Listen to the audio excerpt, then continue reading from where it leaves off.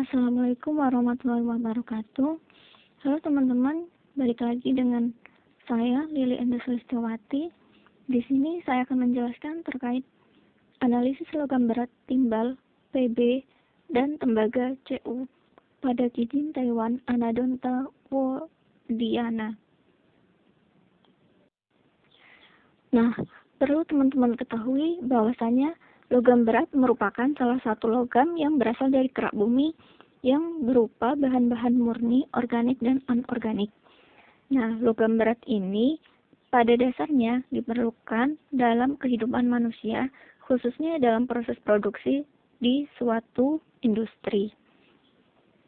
Namun, apabila konsentrasi logam berat melebihi batas yang telah ditentukan, maka logam-logam tersebut dapat sangat membahayakan dikarenakan sifatnya yang beracun.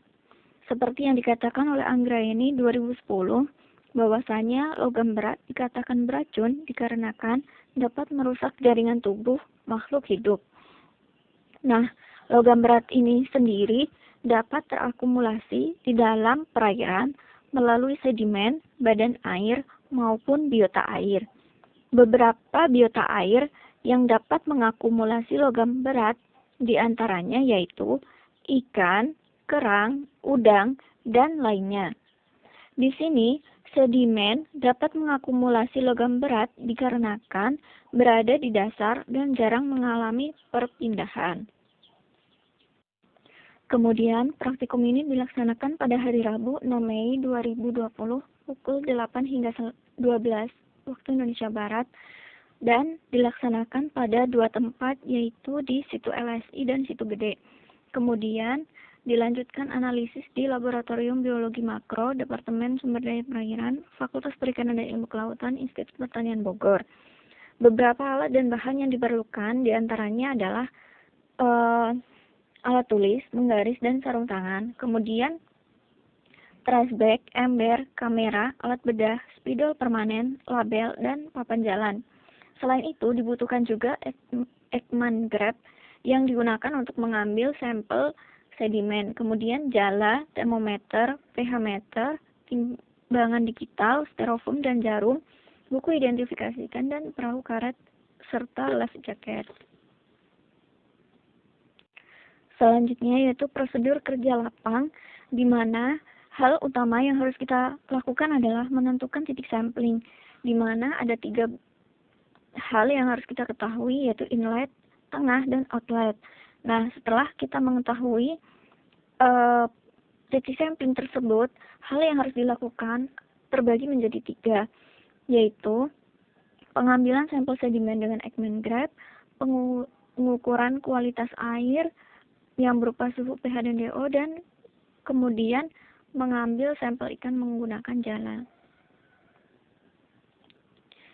Selanjutnya setelah kita mengambil sampel, kita melakukan prosedur analisis lab, yaitu untuk Kijing kita akan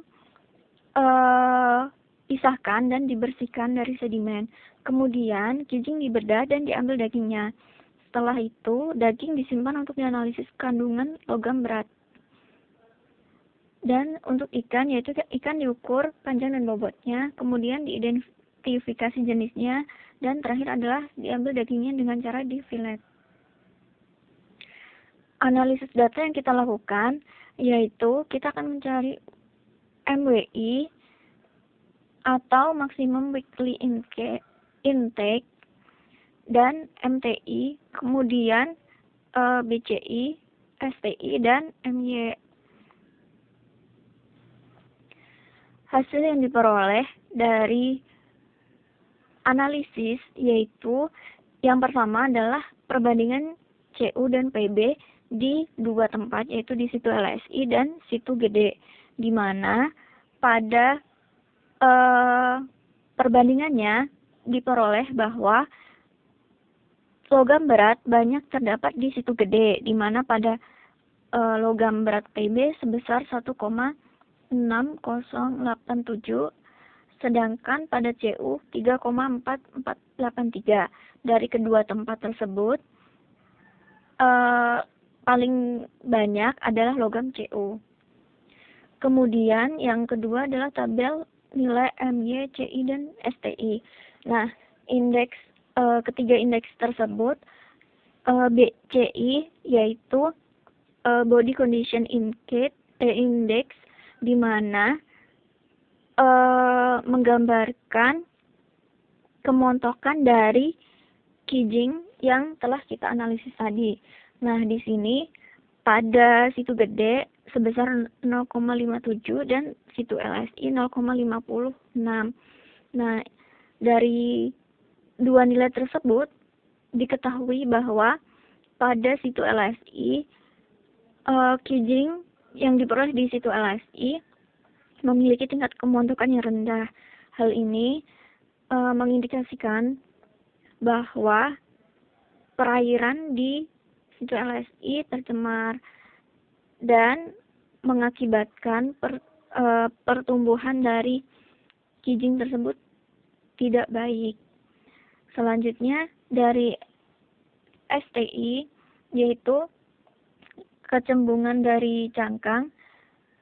Nah, kecembungan dari cangkang ini diperoleh bahwa di situ gede sebesar 0,16 dan di situ LSI 0,14. Ini menggambarkan bahwa di situ gede kecembungan cangkang abnormal sangat tinggi yaitu 0,16. Sedangkan di tabel 3 diperoleh MTI dewasa dan pada tabel yang terakhir yang keempat adalah MTI untuk anak-anak, di mana MTI ini menggambarkan batas konsumsi aman yang dapat dikonsumsi bagi manusia terhadap kijing yang diperoleh. Nah, dalam jangka waktu 1 minggu pada dewasa untuk MTI PB yaitu 0,7770 untuk situ gede dan situ LSI tidak diketahui. Kemudian untuk CO yaitu 50,7496 dan situ LSI 41,7591. Kemudian untuk yang MTI anak-anak dapat dilihat pada gambar. Simpulan yang dapat disampaikan yaitu bahwasanya kandungan logam berat terbanyak adalah Cu di kedua lokasi. Dan selain itu logam berat banyak tercemar di situ gede. Dan diketahui juga bahwa batas maksimum konsumsi selama 1 minggu bagi dewasa dan anak-anak terhadap konsumsi kijing berbeda-beda. Untuk sarannya yaitu setelah dilakukannya praktikum ini diharapkan teman-teman dapat mengkonsumsi kijing sesuai dengan batasnya. Kemudian setelah itu dapat dilakukan sebuah penelitian ataupun analisis kembali terkait kandungan logam berat yang berada di situ gede maupun situ LSI. Misalnya CD, HG, dan lain sebagainya. Terima kasih, semoga bermanfaat. Sampai jumpa lagi.